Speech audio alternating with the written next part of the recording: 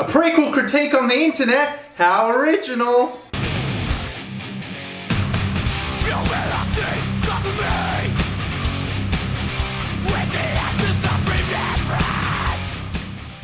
So 20 years old, the old episode 1. I think more than anything this says that we're old. Yeah.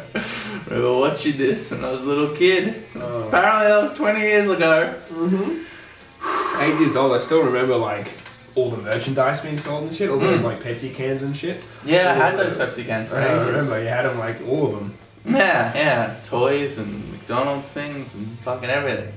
So yeah, just for like context, I want to talk a bit about my journey with episode 1. Ah, yes.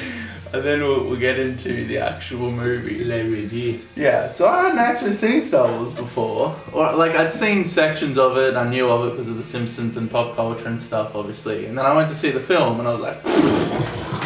Basically like they were in the 70s. Yeah, like I was 9 and I was like, holy shit, this is like the greatest thing I've ever seen in my life. And yeah, it just, from that moment on, mass Star Wars obsession, like it just turned my whole life in like a direction of like film obsession and getting into that medium and Star Wars and figuring out what directing was, and then discovered the original trilogy. This whole crazy obsession happened.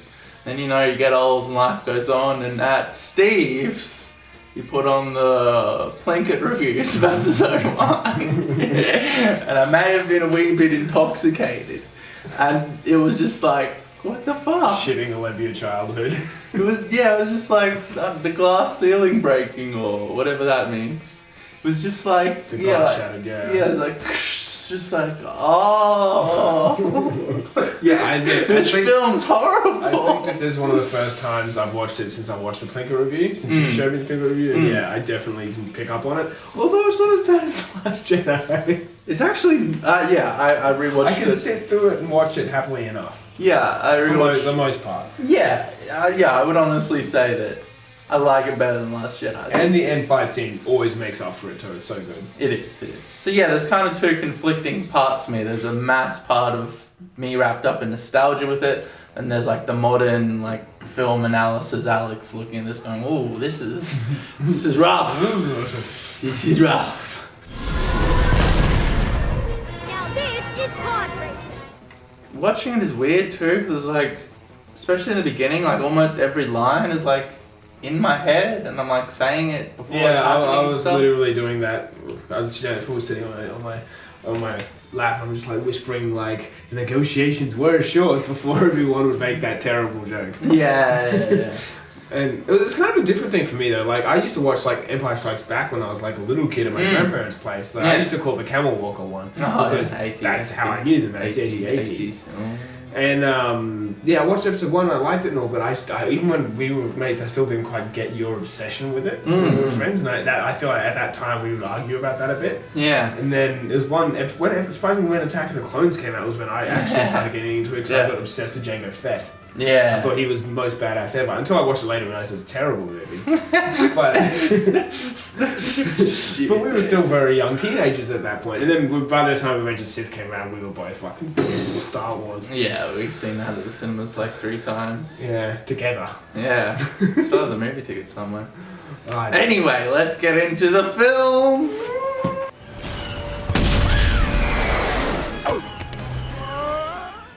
So the opening sequence of the film is actually pretty well paced and stuff. When Obi-Wan and Qui-Gon rock up and all the shenanigans ensue. It's edited well, moves along quick, the music is great. Would I have a bad feeling about this? yeah. I have a good feeling about this. Fuck you, Solo. I have a good feeling about this. Yeah, so I think the main problem with episode 1 is it looks really good. Like the set decoration, like the design The CGI of the style in costumes. this show though. It is, but I mean it's 20 years fucking old. But it's good for like what it is. Oh, it was revolutionary. Episode 3's CGI still looks fucking amazing. Yeah, I watched like there's like an hour documentary special on the fucking thing, and yeah, Jar Jar was the first ever like CGI character in a live action film, and watching them go through the trials and tribulations of that was fucking crazy. What a shame, he was the debut. He was, and I mean 20 years later he looks He looks pretty good, considering. Yeah. Like the way they converse with him and everything, like, surprisingly good. Everyone dodges his ears at one point and shit. Did you see that little video of the guy who played Jar Jar talking about his suicide? The reason why I almost ended my life on the Brooklyn Bridge was because 20 years ago, I played Jar Jar Binks in Star Wars. I faced a media backlash that really made me feel like my life was over. The actor who played Jar Jar, he got so much flack from the movie that he like almost jumped off a bridge and killed himself. Because like his life just become like people sledging at him. Like, could you imagine being Jar Jar? No, that would, yeah. Same with the That kid. sucks because he's a CGI image, you know? Hopefully you'd think he'd be able to avoid it. You'd think he would, but apparently not. I guess, well, the internet was just like exploding and whatnot. Yeah. So it would have been in that realm. Because yeah, I don't think people would have noticed him on the street. Unless they were like I certainly hardcore. wouldn't know. Yeah. Same with the kid who plays Anakin, Jade Lloyd. He went off the fucking deep end, eh? Got arrested and went to he was jail. badass and by the time he was Anakin's age. shit. Yeah.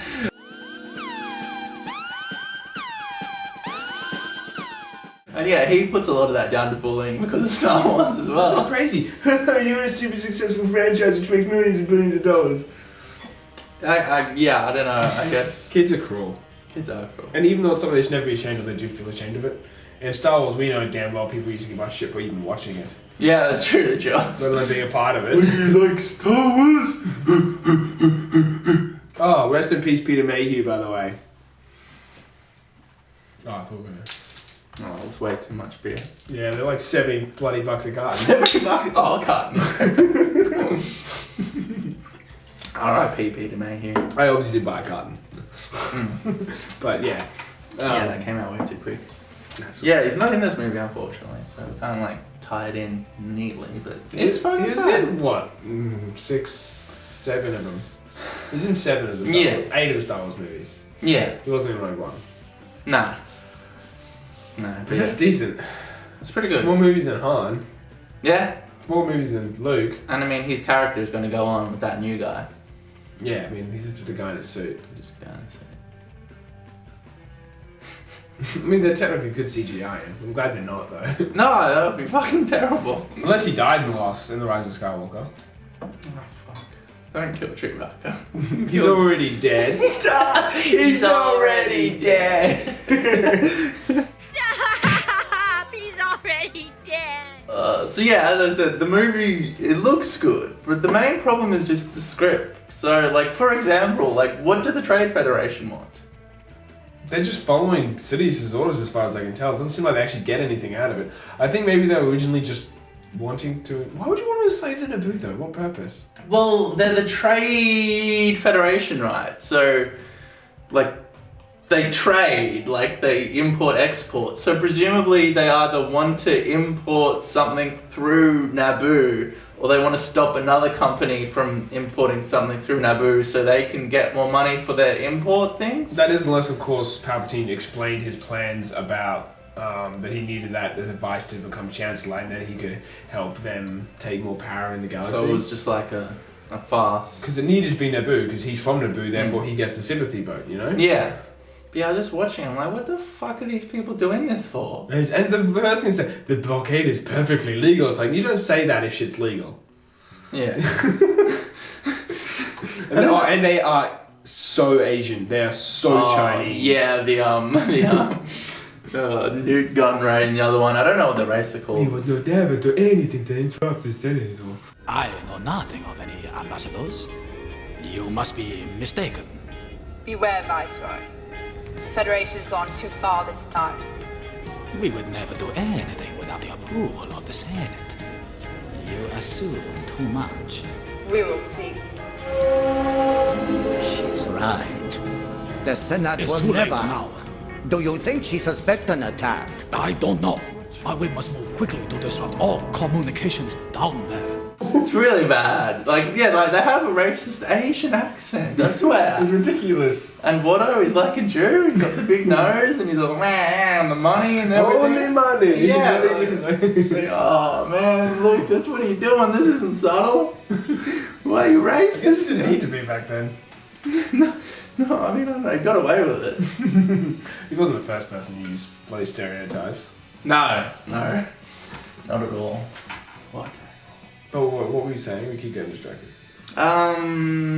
Trade Federation. Yeah, why were they there? That to me, apart from serving Palpatine's purpose, they had no reason. As far Well, as it was I'm never concerned. explained. It's Like, not like Naboo was even a good planet. Yeah, they needed to go, we need Naboo for this reason so we can do this thing.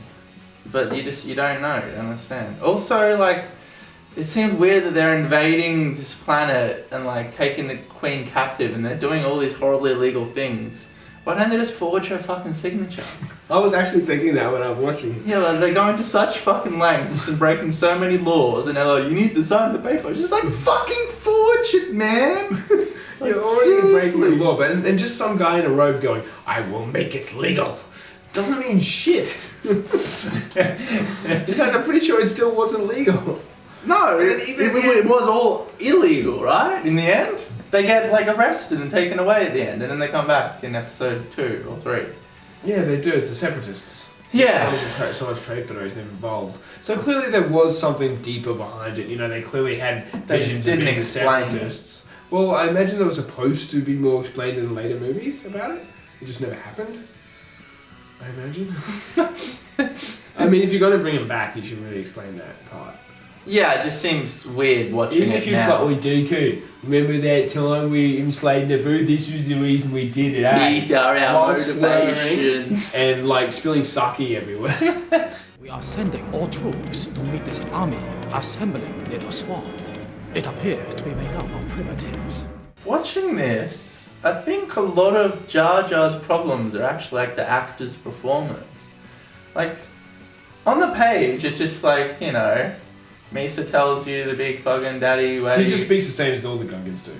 Yeah, Really? like on the page, like what is he? He's just a giant fucking CGI rabbit. He's a bit of a klutz. Yeah, well, yeah, his character is a dickhead. But I think the real annoyance is in like the The voice. And shit. yeah, and the way he walks. We're not used to thinking we're so in trouble. There were a few times I was like, fuck you, Jar Jar. there were a few times where I just like I didn't even understand what the fuck he said. I was like, Yeah, when what? he's explaining what happened to get him exiled, he starts speaking gibberish. Boomed I and the swear. brace say, I think they're alien words, like, Yeah. crashed into Bracela, boomed into something else, Something about the bosses, because I was watching it with subtitles on, and it still didn't make any fucking sense. Because the subtitles are in Gungan, like he's all the east side and shit. It's not yeah. like just what he should be saying. Mm. But they could have done the same character with him just being a cool Gungan. Could have not done that character and not made this film. They not made the film yet, but in aspect of the film, they could have just done a Gungan that was actually decent. Because none of the other Gungans are that fucking stupid, except for the boss. Like, Yeah. like General Captain Tarpals, Tarpals, he's actually pretty cool. Yeah. Well, Lucas was going for something, like he wanted a comedic character. He was like, the Ewoks sold well, maybe Jar Jar will. I guess the Ewoks were kind of like comedic relief, but Jar Jar's just taking it up to fucking like level up. That's basically that's just like, you think your audience is are fucking idiots. I don't know what he was thinking, because it doesn't fit in. No, he wasn't, because everyone was just saying yes to him about everything. Well, We've all seen the doco where he watches it and he's like, I fucked up. Like he doesn't say that, but you can see it in his face when he's watching the movie. Well, yeah, that's the problem. Like, at this point, Skywalker Ranch and ILM and all that, it was his company, so they were his employees. So they were all yes men. They weren't like creative artists. But you'd think you would hire someone who would tell you honest. At least one person. Yeah. I feel like in the original trilogy he did. He had an old mate who wanted to make Return of the Jedi different. Yeah. With a darker ending. Gary He Kurtz kind of left it everything. 'Cause Yeah, but they weren't his employees at that point. Like, they were just normal producers and editors and stuff who were employed yeah, by... because he completely did his own, didn't he, with the new prequels? Yeah, it'd be like your boss at your work. I mean, mate, that's a really shit decision. Yeah, that's, yeah. Yeah, that makes sense. Yeah, so... I feel the movie suffered from it. Oh, absolutely. I mean, you look at Pink Floyd as the best example with Waters and Gilmour and their competition and their fighting back and forth made the music better. And here we just have, like, imagine if Waters and Gilly were like, yeah, that's good. Print. Yeah, it would not be that great. Nah. That would be shite. Yeah. There's a thing with, like, musicians and directors and stuff where, like, they have their peak and their pinnacle, and they always like they slope down as they get older. They start thinking that they are the shit and that they can do no wrong. And once they get better, they get more respected, and then people don't want to disagree with them. Yeah, and so they've already done what they needed to do. Now they're just coasting through life. They've made money now. They're not the struggling artists anymore. Yeah, they've got money, and it's like, yeah, whatever. Like, why try as hard? Why get so worked up over people? Like, why cause the arguments and so on, and get worked up over something? It's not going to matter because I'm going to make money anyway because it's called Star Wars. Except Disney found a way to fuck that even. Yeah.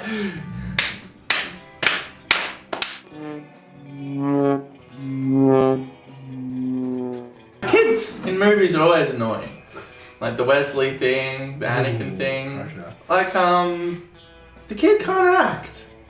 He can't fucking act. I mean, what? I was about to say what kids can, but then again, I guess the early Game of Thrones, there was some decent acting. Yeah, I mean, Haley Joel Osment in The Sixth Sense. Yeah, that's true. He did a fucking good job. But I mean, it's few and fine, like good kid actors. Yeah, what was this the directors kid? were probably pushing it. Like once again, George Lucas is like, eh. It's like that table sequence where they're all sitting around and like, I think you did come back to save us. Why wouldn't you? Like his delivery. It doesn't even sound like he's having a conversation. It sounds like Yeah. he's speaking lies from memory. I came back here and freed all the slaves. Have you come to free us? No, I'm afraid not. I think you have. Why else would you be here? Yeah, it feels like he's reading a script. I mean, the part where he's like, oh, you always say people don't help each other enough. That was relatively convincing. Yeah. But you're right, that exact line, I was thinking the exact same thing. Just like, oh, dude. Wow. Yeah. Yeah. Wesley does a better job of his lines, mate. I like the whole like archetypical hero thing, like the Jesus thing, the Immaculate Conception, and the Chosen One, and that thing. I think that's an interesting There's idea. actually a thing about his conception, hey. There was like semen on a dirty toilet seat, and Shimmy sat down on it at like a club, and she got pregnant. Pretty sure it's been confirmed, but Plagueis accidentally made Anakin Skywalker. Because Plagueis is actually alive during the Phantom Menace too. Did you know that? No. Yeah. Sidious hasn't killed him yet. Plagueis is the one. He's still alive. Really? Apparently, I actually think it's both in Disney canon and in EU. But yeah, Plagueis, you know, he could use the midichlorians to create life. Yeah. He was doing some Sith ritual on Tatooine and it didn't go the way he planned it. He thought nothing happened. But And then it impregnated Shimmy. It impregnated Shimmy when he porked the shit out of her. Ancient Sith ritual. sexual intercourse. So yeah, I mean, in retrospect, it would have been a lot better just like start off with Anakin at 18 with like Obi-Wan training him. Like he still... Yeah, you didn't need to see the slave thing. I mean, it did give us a good look at when his mum died, him getting that anger side, which is... I mean, she can still die when he's 18 in like a It different doesn't way. have to be that. There's so many things that can cause him anger.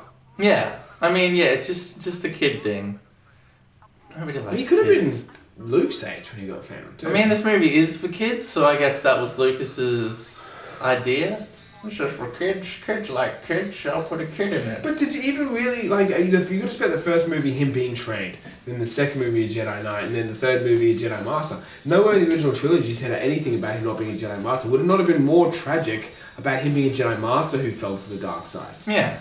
I mean, I don't think you need him as a kid. Like, when I watched this movie, I was 9. I was that kid's exact age. I ain't give a fuck about that kid. I was like, Qui-Gon Jinn is the best motherfucker I've ever seen. Qui-Gon Jinn, he's like 50-year-old man. He's the coolest. I didn't give a fuck about that kid. And I was a kid. But he is, though. He is. He just is. No, yeah, Liam Neeson. And you don't see him as Liam Neeson either. Yeah. You legit see him as Qui-Gon Jinn. There's just no... I mean, now I hear his voice when I watch it, but I still don't think Liam Neeson. Yeah. Well, this was... Well, yeah, I might as well say it's the first movie I've seen Liam Neeson in. I might have seen one before this. But who the fuck knows? So, yeah, cut the kid. Yeah, well, I mean, too late. But yeah, you definitely... And then you wouldn't have had to rush Revenge of the Sith so much. Yeah, Revenge of the Sith easily could have been 2 movies. You cut episode 1 and episode 2. And just write a whole new thing before Revenge of the Sith. Yeah. I'll try spinning. That's a good trick. This is just a little anecdote, but every time a Is that a storm... music anecdote? Hey? Weird Al. Oh, Oh, yeah, reminds me of another music anecdote. Oh, and Albuquerque. yeah, when it wanders off. Yeah. Every time a storm's coming, because of Steve, actually, I was just like, to somebody, whoever it is, some random at work, I'm like, storm's coming at you, better get home quick. I did the exact same fucking thing. So when we first met Steve, back in the Dizzle, he used to say that, and I was like, what the fuck is this cunt doing? That's the stupidest line that nobody quotes. It's so stupid. It's not memorable. And now it's just like... Now it's just entrenched in my brain. Yeah, I literally say it every time a storm's coming. I look out and it's dark. Yeah, I say storm's coming at you. I literally, because remember it stormed pretty hard on Saturday? Yeah. I literally said it to one of my mates at work, and it's like... Because obviously they didn't get it, I guess. Yeah, I said it to some waitress at my work the other day, and she was just like, okay.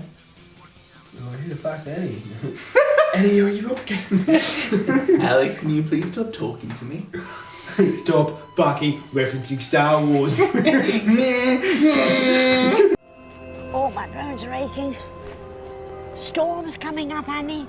You better get home quick. Storm's coming up, Annie. You better get home quick. Storm's coming, Annie. You better get home quick. Storm's coming up, Annie. You better get home quick. Storm's coming up, Annie. You better get home quick.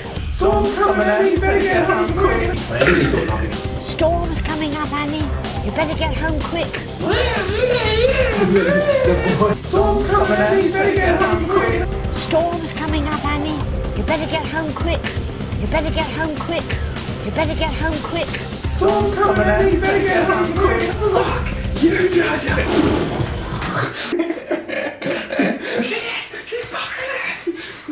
No, she's doing it, so she's taking a piss. No, she's not. She's fucking ass. What is that? Friendly Geordie. Oh my god. I can't cut Friendly Geordies in here anymore. I got that. Disgusting. And someone in the comments was like, can you never do that again? Really? Yeah. They were disgusted at that. Disgusting. Fucking, I'm cutting it in again.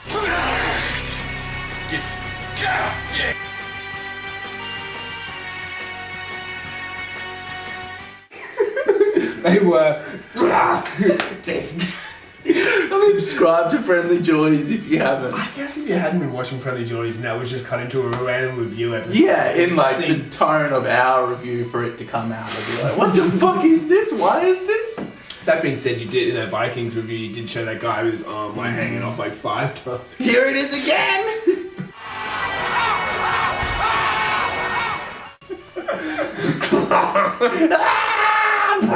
Disgusting. That's all this is just a clip show. It's like in The Simpsons or whatever where they just do flashback episodes. That's what this is a review flashback is. episode.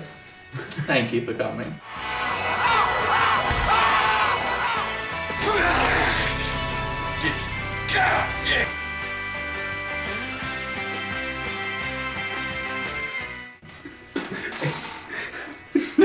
What the fuck was that? I love it. That's great. So, Darth Maul, right? I guess the great discussion or the great back and forth of them is cool aesthetics, but there's no depth. He gets 4 lines in the whole movie. He looks cool, but that's literally all there is to his character. His fighting style's fucking awesome, you know. But then he has the tattoos and the spikes and the robes, but he has no character. Was there would you not think maybe let's spend more time fleshing out his character than concentrating on the Trade Federation Naboo conflict? There's so much fucking shit in this movie that could be cut. Just to skip ahead, pacing wise, the first. I don't even know if this movie has acts. I guess there is a first act and a second act. The act is the planets. Then you got the first act on Naboo, Naboo. Second act is Coruscant. Third act is back on Naboo. Yeah. Oh, Tatooine's in there. With Tatooine would be another act, I guess. But once the movie gets to Coruscant, it just fucking dies. The pacing just stops. It slows. It's because it's holy shit, this is taking up way too much time talking about politics. We need to fucking rush this. It's he wrote a first draft and he got to that point. He's like, oh, politics Oh, this is boring. Oh, let's get to the fight. Instead of rechanging it. He didn't go back and rewrote it. He just like, that was it. Like, he wrote the script once and he's like, this is what I'm doing. I don't even think that. I think he had a warm glass of milk and went to bed at 8:30 after. Like, he's no Gene Roddenberry. No, this is true. I'm so used to talking about old Coke Adel Gene. Old Coke Adel Gene. He's more of a character than Lucas. I mean, Lucas is kind of just a sad story, a sad, confusing story. Where Gene is like a sad, confusing story. Did you know George Lucas went onto the set of Game of Thrones and started randomly directing the characters? Yeah, I did. It was very, like, you don't belong there. Very weird. Get the fuck out. Especially because he's so like, you did this wrong and you did this wrong. Like, what the fuck? Well, I think it was joking, but it was weird. It was like a weird, awkward, like, kind of... He wasn't picking up on, like, the social cues or anything. People were just like, what the fuck are you doing? It was like an Obi-Wan joke, really. Well, he did write those Obi-Wan jokes. Okay, that was great. No direction for you. I don't really care about you. I don't care what happens to you. What's going on? There's so much shit in this movie, aka all the Coruscant and politics scenes that just drag and kill the pacing. Like, you need to allocate more of that to the main fucking antagonist. It was nice seeing the Jedi before the whole conflict began, though. You know? It was, but I mean, even that stuff doesn't take up a lot of time. It's no, it's like 10-15 minutes max. Yeah, but just like who is Darth Maul? What is he? Why is he? He's got red paint. He has a red double-bladed lightsaber. Enough done. He has a whispery, dark voice. He has Darth in front of his name. That's it. If you want to find out anything about him, you go back and read comics and books and shit. Clone Wars. Yeah, but that was not canon. When he died, I did think the first time ever, and I watched this movie like a million times. Like, he's not dead. Yeah, no, he's coming back. You and I will be working much more closely from now on. He's coming back and he's lasting.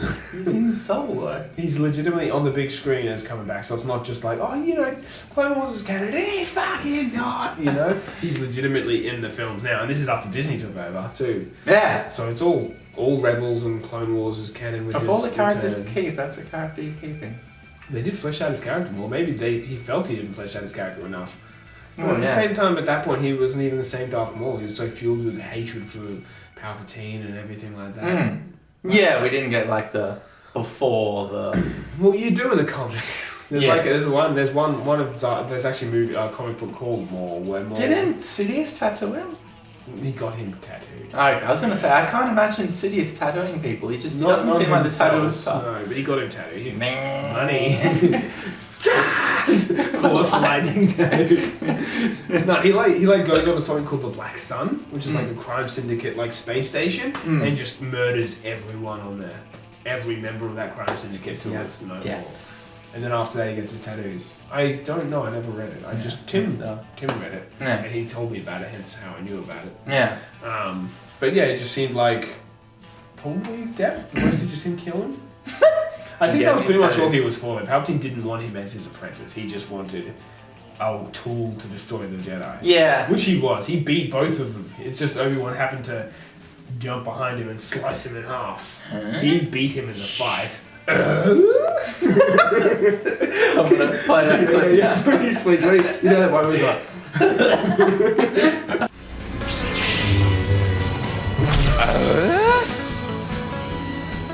So, Star Wars, really, it's like a space fantasy. It's not really sci-fi. It's set in space. Well, the way we've always described it, not on camera obviously, is Star Trek is a science fiction and Star Wars is science fantasy. Like, those, they're very, very different. Yeah, but, so you got Luke, the archetypical hero's journey, like Obi-Wan's like fucking Merlin and the Sword and Stone and all that shit. But here, Lucas breaks his fantasy rules and he tries to do like Star Trek stuff with the midi-chlorians and it just doesn't work Which at all. doesn't make sense because at that point Star Trek wasn't that big. Well, yeah. Like it was big but it kind of died in the arse at that stage. Yeah, that's true. The 90s it was kind of like, running out. Or the late 90s, early 2000s, They just started they just started like Voyager and Deep Space Nine. Yeah, it was on its way out. Really too sure about it. But it's just like like a misunderstanding of the tone. Like it's magic. Like the Force within the confines of the movie, the Force is magic. Like it's legitimately wizards. Yeah. Light wizards versus dark wizards with knights. The knights and the wizards have become one. Yeah. It's just like you don't need to sit down and try to explain it with midi-chlorians and symbionts and we're like them living and all this stuff. Yeah, that was unnecessary as well. I'm just gonna clean your wounds. What was that? Nothing. Stole his blood. What was that? Man, you're stealing your blood. Annie, bedtime. There we are. Good as new. I guess, yeah, that was part of it, like to explain. He's got a million. Yeah, that's why they thought he was special and so on. I guess that makes sense. But then they waffle on about it later on when they're on the platform. Kylo's like, we are symbionts just like them, living in fucking this and that. Harmony and shit. It's like, so why didn't Yoda describe that when he described it to Luke if that was the case? Because Lucas hadn't written that yet. But that's not the way you're supposed to look at it. You're supposed to look at it as the law of the whole. Yeah. But that like they don't say midi-chlorians again in any other movie. That's not true. They say it in Revenge of the Sith. When Palpatine's explaining Darth Plagueis the Wise. Does he? Does he say midi-chlorians? He can influence the midi-chlorians to create life. He has such a mastery of the dark side. Yeah. Well, that I can fucking slit his throat. Honestly. While he sleeps instead of actually fighting him like, a true Sith would. So you're not a fan of the pod races, Zach? I literally skipped when I was watching it this time because I was watching the complete Saga Blu-ray edition where they had the extended pod race. It goes for fucking like 36 Well, I have the DVD version from like 2001 where the pod race is extended, but the Blu-ray extends it even more. Yeah, it goes like 36 minutes. 36 minutes? Does it? Fucking ages. I was just like, I can't do this. Not again. So, I kind of watched it this time and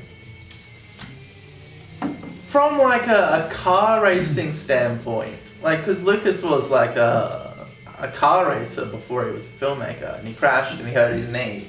That's why he moved into filmmaking. So without that crash, Star Wars wouldn't have been made. Which is insane. Yeah. But from like a car racing standpoint, it is actually filmed well and it's cut and edited well. And like the geography of everything and how it's set up, you know where everyone is and where they're racing. But yeah, like for someone who doesn't like racing, it is kind of weird for that to be just all of a sudden a big main scene in the Star Wars movie. Yeah, that was the thing, it never connected me. I liked the Nintendo 64 game. Oh yeah, that was classic. It just never appealed to me, Like, I mean, don't get me wrong, I don't think it's amazing or even good. But I think on a technical... You used to defend it to the absolute extreme, yeah. What did I say? Oh fuck, this is like when you were 10. Well, I think like now, like from a technical film standpoint, it's competent trying to do what it's trying to do, which is emulate like racing. But I guess it is weird for there to be like a race sequence in a Star Wars movie. I mean, he was trying something new. I got to give him credit for it, Yeah, I mean, yeah, that is a thing. Like he was trying a lot of things new.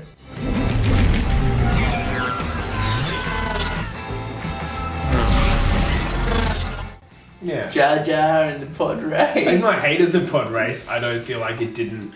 It was one of the things I'd be like, you have to remove that scene. He wins it, but I mean, it's so circumstantial. Everything that happens on Tatooine. It's weird that you're not gonna find those parts anywhere else. I mean, did you try looking at another shop? I mean, it saved a lot of time. Him saying that though. I mean, all you need was a throwaway line of Qui-Gon saying, I did look at 17 other shops and they didn't have that part. You don't get that line, so like you don't know that Qui-Gon that's a classic salesman technique, No one else will have it. And most people are just like, well, me, when I shop, I'm like, yeah, I'm too lazy to check, alright, I'll get it. And then it's weird. It's weird for Qui-Gon to invest so much in Anakin just because his midi-chlorian count is high. He was investing shit in him before he even knew that. That's true. Well, he felt it with the Force. But it's like, yeah, he's never completed a race before. Yeah, but he didn't tell Qui-Gon that. Yeah, but even then he's all like, you'll win. Yeah, but if Anakin lost, like, Qui-Gon would have fucked up so bad he would have lost the fucking shit. Lost the ship, lost fucking all their money, lost the pond, which Anakin made. Yeah. And then just been stranded on... I mean, I'm sure he could just send out a thing like, oh, you kind of fucked up, come pick me up, Jedi. Then just leave Padme and everyone on Tatooine. I mean, they probably could have just booked a transport anyway. Did they really need the Queen's ship? Actually, they probably shouldn't have used the Queen's ship because then everyone can see it's the Queen's ship. Yeah, the smartest thing would have been to straight away get on a refugee transport. Yeah, just leave the ship. Or sell the ship to fucking Watto. Watto? No, yeah, buy a separate ship. Yeah, buy like a fucking dinky ship that the fucking Trade Federation isn't going They to might as well throw the Millennium Falcon in. Hey. Oh, wait, Disney doesn't own it yet. Yeah, that's one thing Lucas didn't do with the prequels at all, really. I mean, there's a few moments, but he didn't do like the Force Awakens is like fan service. He didn't need to. Yeah, it's his universe. He just knew I can create, and it still felt every bit of it, badly written or no, it felt like Star Wars. Yeah. I mean, I like that. I like it's different. Like you said, it's trying something new. It's failing a lot of the times, but it's not just reliving the nostalgia of the original trilogy. It did also come out at a time when people could watch it over and over again and like rewind it and pause it and critique the shit out of it. The 47 things you didn't see in Star Wars The Force Awakens. Exactly. It's like all the Easter eggs. Okay. Exactly. Like it's like all those bloody Disney cartoon movies. They added all those adult things in there because they back then they didn't realize people could pause the films. Yeah. And now there's like random parts where the rats are flying past you, pause the ride. There's like a nude chick in it, or there's like pillars that look like dicks and stuff like that, which they didn't even think of. Yeah. Because it was just the animators being funny because they never be able to pause this. Yeah. It's like with old original Doctor Who, they actually destroyed like heaps of the first fucking stories. Because back in the 60s, they were like, we're gonna play this on the telly and it's gonna disappear. Like they had no idea about like DVDs or streaming or rewatching or anything. So like, yeah, it's just using up space. Yeah, they just fucking like record it over the tape. But for the time, it's like it makes sense. Like this goes to broadcast, people watch it, and it's gone. Goodbye, Susan. Goodbye, my dear.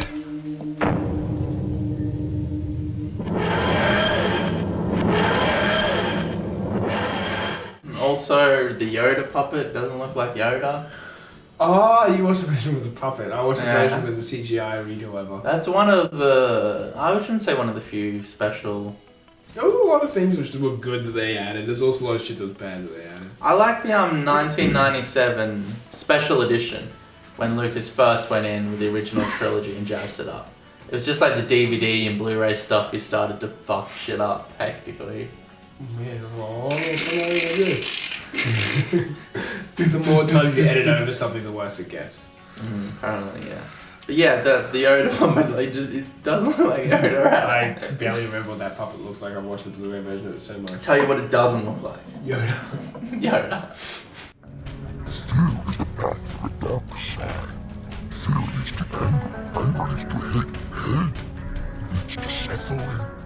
So, we need to talk about that interview with the actor who plays Boss Nass. Me's like a disc.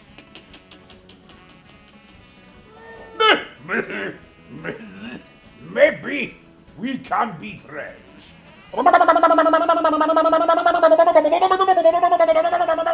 Cut! And George said, Brian, you goddamn mad bastard. That's exactly what I wanted. I'll put the guy's channel up here. He's got a channel? Yeah, like he interviews Star Wars people. And does he do that thing every episode? I mean, like one of them interviews a guy who plays like Darth Maul and it's boring. But he interviews the guy who plays Boss Nass and like it's fucking mint. Like it's fucking gold. I'm sorry, I thought you meant the guy who does Boss Nass had it. And he was interviewing Star Wars people. That would be fucking gold. Isn't it? No, I was genuinely like, is this a thing? Like, that exists? Fuck, I wouldn't be surprised. That's how. Yeah. No, the guy who interviewed Boss Nass interviews other people. Like, he interviews Billy D. Williams and stuff, and Billy D. Williams. Yeah, I remember you showed, that's the same one you showed me, right? Where at the end, then he just kept doing that till he left.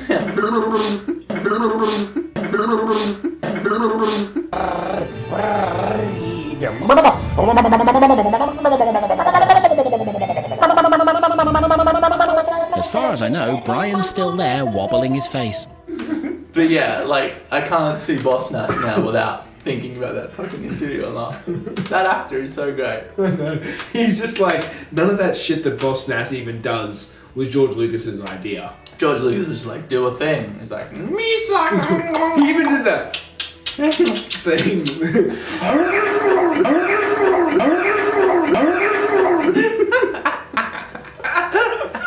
But see, like, when Jar Jar does all this stupid shit, it doesn't work. But that worked. That works. I think if you got a good actor to play Jar Jar, maybe it'll work. Is that guy a good actor, or he just has a nut loose? He definitely does have a nut loose. But like, his craziness, for some reason, it translates better. Because he's crazy. I think that this guy was just trying to. The actor's pre-plays Jar Jar. I mean, I don't have a point of reference, but I'm assuming he's not an absolute idiot. No, so it was like a stage actor. He's putting on a Wiggles vibe sort of thing. Yeah, well, you need to get like I hate to say that the Wiggles had it down. Like they didn't go that silly. They went silly, but they did not go that silly. There's the trifecta in this movie. We got the poop joke where he steps in the poop. We got the fart joke where he goes and we got the kicked in the nuts joke where the fucking pit droid kicks him in the nuts. Hit it in the nose. It's like the trifecta of please kill me now. Yeah, something that's never been necessary in the original Star Wars movies.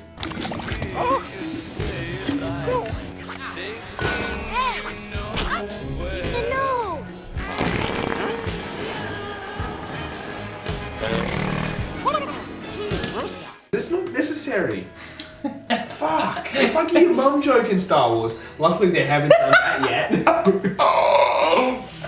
But Mark, is your mum actually within the vernacular of the Star Wars world? Yo diggity dog? I believe he's tooling with you, sir. About his mother. So for all this movie's shortcomings, the score is fucking amazing. John Williams. I mean, he'll go down in history as like the greatest film. What's the term? Composer yeah. of all time. Like the Indiana Jones theme, the Imperial March, Jaws, Fucking the Imperial March. I mean, and Duel of the Fates is up there. It's amazing.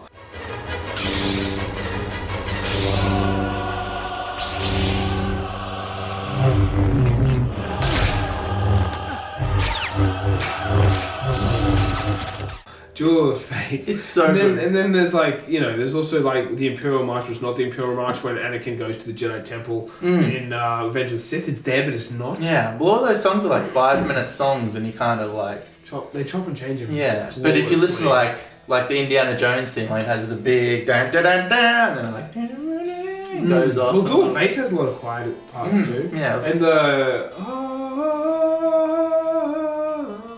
Battle of Heroes. That's it. When Anakin and Obi-Wan are fighting, they build up the tension. So the Duel of Fates actually have the quieter parts during the parts which aren't lightsaber battles, and then it slowly gets built up. Like in episode 1, for instance, right before they cut to when they've just gone into the big room with all the different levels, which is completely terrible. I don't know. Doesn't make any sense. But why does Number have like a power station that big? What does that power need? Shields and shit. But anyway, yeah, when they can do that, it's like build up. This is like it was just yeah, like when the doors first open, like and it's just like he's got lightsaber. He's got fucking two of them. Oh my god! Let's never put that in again. I still think they should have given Rey a double-bladed in episode 9. I think that would have suited. Double-bladed dildo, mate. Storm's coming on, you better get home quick. I'm never going to stop that. Neither. Thank you, Tinny. The only good thing you've ever given us. I'm not fucking giving him credit. No, yeah, right. Thanks, Tinny. I mean, it probably was you. I don't remember you saying it, but I'll assume that you did. I remember like when we first met him, like it's like when you first. It sounds like something you would have done. You first meet someone and like there's a little bit where you're like, who are they? I don't know if I know them, or I don't quite like them yet. And then he said that. This fucking guy. This guy. Yeah, so anyway, the lightsaber, the choreography is amazing, and Ewan McGregor and Liam Neeson and Darth Maul actor, like they for the most part they're all doing it, and it's fucking great and it's fucking amazing and I love it. What are you gonna say? Can I nerd out a bit on that lightsaber battle? Yeah. So, according to lightsaber forms, right? Well, one thing that's crazy about the fact that all the Jedi in the entire Jedi Order have never actually versed a Sith before, because the Sith have been dead for millennia, and you're 600 670 or something. He says when he dies, you will live to 600 and whatever. You will not look so good or whatever. Oh yeah. He's not 1,000 years old. Yeah. Therefore, he's never actually seen a Sith. Yeah. I'm picking up. We put it down here. Yoda. The Jedi over that time they stopped concentrating so much on their lightsaber training, concentrated more on force powers and deflecting blaster fire and such like that. So when Darth Maul, who I just wish I could remember the form names, I think it's Form 7. It's a very dark side form, very offensive, very quick for lightsaber battles. And Qui-Gon uses a more force-based, waiting for your opportunity sort of lightsaber form, which is really good for blaster deflection and shit. Yeah. So when a younger Darth Maul burst Qui-Gon, he separated them and then just slowly waited and tired Qui-Gon out using that form until he could take advantage of him and finish him off. Yeah. And then that's the reason Obi-Wan changed his lightsaber style to be a solely defenseful form, which Obi-Wan ends up being the most well-known Jedi Master of that form. True. Yeah, which is why he's so good at defense, I guess. Which is why he's like, Sith Lords are our speciality. Because he concentrates on lightsaber battle because he saw his master get killed due to being tired out and not being ready to face that threat, which I thought was crazy. That's a lot of in-depth explanations. There's like 7 Jedi lightsaber forms. Anakin actually is one of the only Jedi to fully create a new form. He fuses like a couple of elements from Sith and from the Jedi teachings to make a really offensive form without falling to the dark side. And Mace Windu has as well. Yeah. His form actually embraces the dark side without giving in to temptation. That's why when he fights Palpatine, he's so angry. He's literally using a dark side lightsaber form with that form. That's why he was given such a high ranking in the Jedi Council. So 2 things. One, the lightsaber battle, well choreographed, obviously, and it does have emotional beats as you bring up fucking Obi-Wan seeing Qui-Gon, his master die. And embracing the dark side for that bit. Yeah, that's great, when he comes out. But it doesn't have quite the impact of 5 and 6 because they built up Luke and Vader. What about Force lightsaber battle? What about it, man? I'm sorry. Those lightsaber battles are so good because they built up the characters so much and there's much emotion. I don't care how choreographed you get. The fight in Episode 5 will be the greatest. Well, Vader's toying with him for the most part. And he fully proves it when he stops using his lightsaber altogether. Yeah. But it doesn't matter because that sequence is so good because the emotional beats, because of the characters, because of what's going on, because of the investment, because everything's built up. So the fight's not quite there. Also, you bring up Samuel L. Jackson and now being a massive Tarantino nerd, it's weird to see Samuel L. Jackson in this role.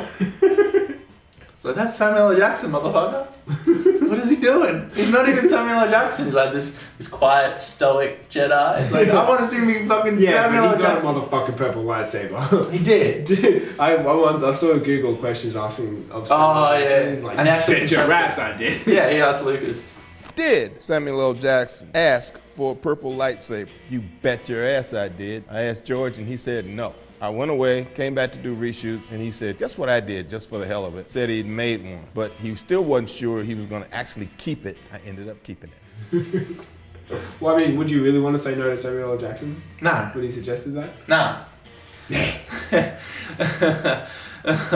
So, yeah, one of the final things probably is... And Red Letter Media are the one that highlighted this for me. So I don't really want to I feel like I'm kind of trudging through what they've already developed and stuff, and I don't want to be some fucking RLM, fanboy. But but he is. Yeah, and it's valid criticism that there are 4. There's the Queen blowing up shit. There's Anakin blowing up the ship. There's the Jedi battle. And there's Gungan battle. There are 4 intercut storylines in that final thing. And it's too much, and there's too much going on. And there's a moment where you're getting 10 seconds of each moment before it cuts. You're getting fucking Jar Jar with the thing stuck on his foot. It's and then you're getting Anakin this is pod racing. 10 seconds later, blowing it up. That's a neat trick. Being the thing, and then you're getting fucking Amidala, some stoic and then you're getting like fucking Obi-Wan lamenting the death of his fucking. Let's be honest, the only part you're really paying attention to is the lightsaber battle. Well, that's what it should have been. It should have all been focused on that moment. But no, it never is though. Every single lightsaber battle is always cutting. Oh no, wait, there wasn't in Count Dooku verse. No, I mean, episode 4 is just that. Episode 5 is cutting. It's cutting, but it's cutting between two things. Same with episode 6. Episode 6 is 3 things. So it's Endor, the assault on Death Star, the space, and then the lightsaber battle. But this, the 4, it just pushes it too far, and there's 2 shorter sequences of each, and it's fine. And I've watched it so many times, and it does work. But I just think now, going back, like if you were to just wanted to streamline it and make it work as good as you could, just like Jar Jar, like.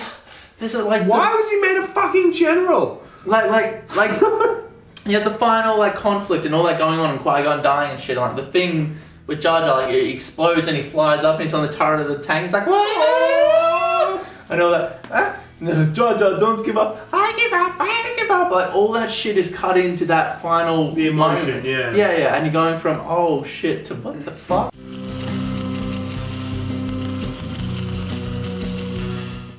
Now, Viceroy, we will discuss a new treaty. Take this! And this!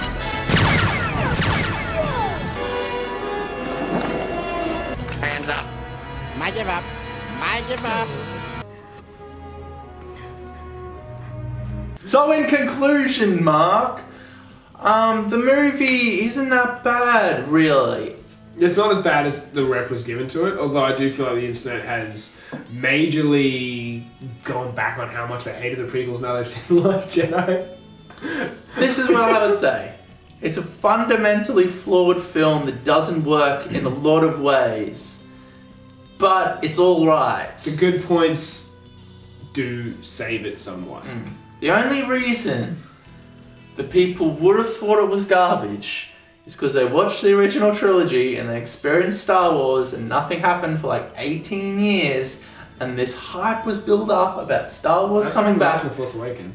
Yeah, that's exactly what happened. But Force Awakens didn't fall that flat. No, I liked it. I mean, I liked episode 1 when it came out too. But yeah, the only reason that people hate episode 1 that much, I think, is because they were older and they grew up. They're comparing it to the original trilogy, which is fair. I mean, isn't it weird though, watching the newer movies now, we're comparing it to the original trilogy, not to the prequels? Like, you think we'd be comparing it to the one that we grew up with? We're not. A lot of people, when they analyse stuff, is like, this was alright. But like, I think shit should be compared to the greats. I think you should compare a film to like fucking Citizen Kane or Raiders of the Lost Ark or Empire Strikes Back. Depending on the movie, I mean, some movies are just for fun. Yeah, like you wouldn't compare like a romantic comedy with like Empire. I would. Like it's just not gonna work. That thing's clearly a piece of shit. Yeah, I mean, when I review like an old shitty Doctor Who thing, I don't compare it to Citizen Kane. Because it's not Citizen Kane, and that's fine. But yeah, what would you say in conclusion about episode 1, Mark? What do you think about it? What is it? What is episode 1? Is it good? Is it bad? I don't know. Nobody knows. It's both. It's neither. It's neither. It's a movie. It exists. I feel like you could rewrite the entire movie and leave the same lightsaber battle and it'd be such a better movie.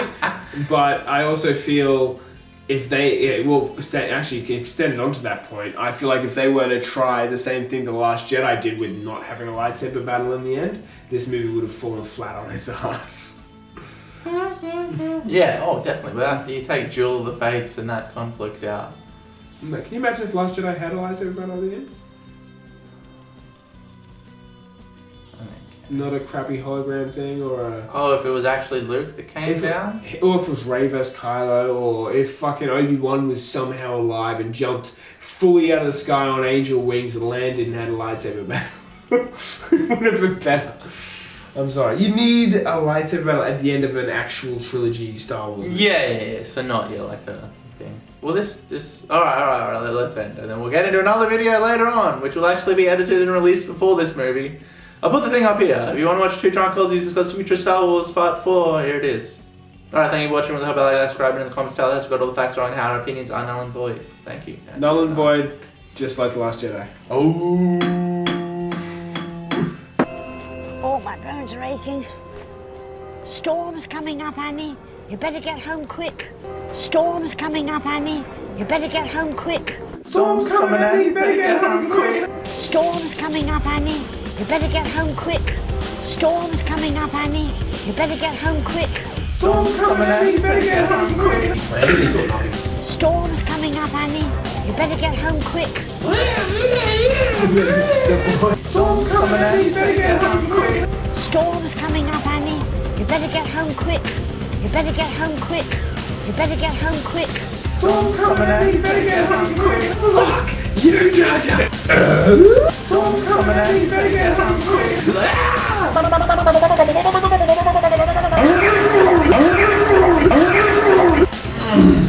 Storm's coming up, Annie. You better get home quick.